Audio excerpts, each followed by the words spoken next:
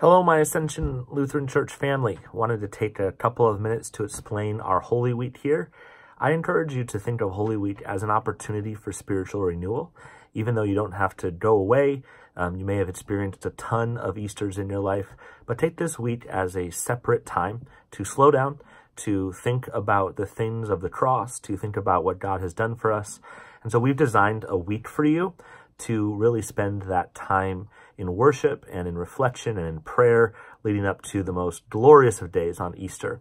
So it starts with Palm Sunday on April 14th. We have two services at 8:30 and 10:30. We'll gather outside on the patio and begin our worship out there. Then we'll process in. And by the time Palm Sunday ends, we will have moved ourselves all the way to the cross. I know that all of us can't do all the services. So this is an opportunity for us to experience everything up to the point of the cross. Then on Monday, Tuesday, and Wednesday, our young adults and youth are taking up the burden and opportunity to put a worship service together and to have a time of prayer. So those will be at 7 o'clock. Mondays will be at Ascension. Tuesday will be at Resurrection, and Wednesday will be at Good Shepherd. This will be a time of worship and prayer as we journey through Holy Week. So if you could come and worship at those places and spend that time, that would be a wonderful blessing to your Holy Week. Then our typical Holy Week starts on Thursday, April 18th. And these are the services that most of us think about when we think about Holy Week. But all of these, the ones on Monday, Tuesday, Wednesday, would really add to what we're doing. So Thursday, we're having our Seder. We've done this the last 3 years. It's an opportunity to experience the Passover table, to go through the Jewish Passover, and to really see what Christ experienced in that Last Supper. Then we end with a moment of silence and move into the sanctuary for a time of spiritual disciplines and different stations. So that will move us throughout the sanctuary with worship, and you can spend as much time in that space as you want. So if you want to spend an hour, if you want to spend 10 minutes, all of that is okay. But after the Seder, we'll invite you into the sanctuary for a time of prayer and do some different worship stations. Then, Good Friday, we will have our noon and 7 p.m. service.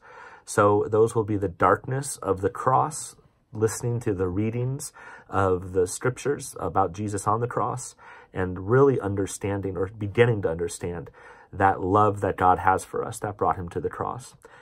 On Saturday, we are doing a brand new service. In January, I prayed that if God brought us someone to be baptized, then I would do an Easter Vigil service. I've been wanting to do an Easter Vigil service, but just didn't know the right time to introduce it. And so God brought us a wonderful child to be baptized. And so we're going to do it. And it is a service that I am so excited about. I didn't even experience this service until I was at Christ the King, and we did it regularly there.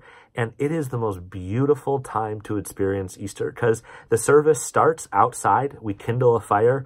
We light the paschal candle, the Christ candle. We bring it in to the sanctuary. Then we listen to wonderful readings that remind us of the importance of water and baptism.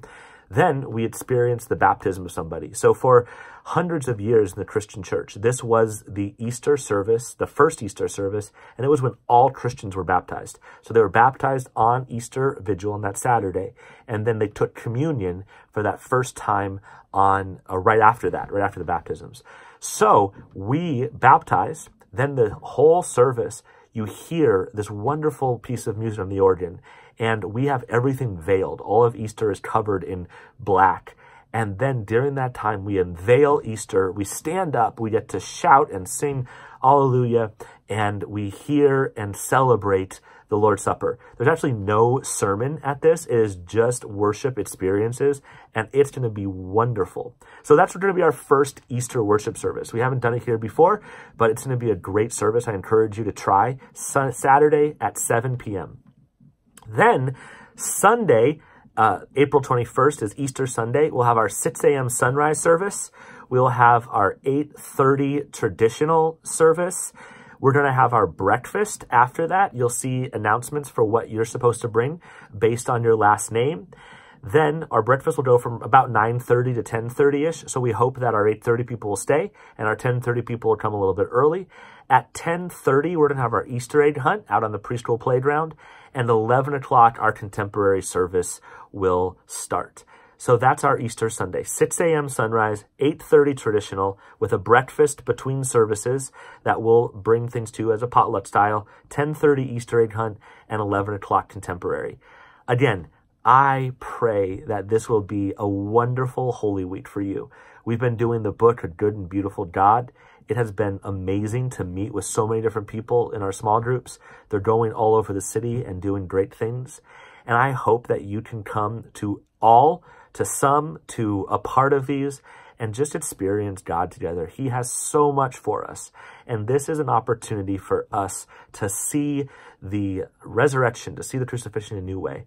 I like to think of it like an onion, where we peel back one layer only to discover another layer. So if this is your first Easter, I'm so excited for you to experience it. If it's your 75th Easter, I think God still is going to reveal ways that he loves you and wants to be with you. So look forward to seeing you in Holy Week. Again, April 14th is Palm Sunday, leading us all the way up until April 21st, Easter Sunday. And then Monday, April 22nd, I will be sleeping as much as I can with the 3 kids in our house. So blessings.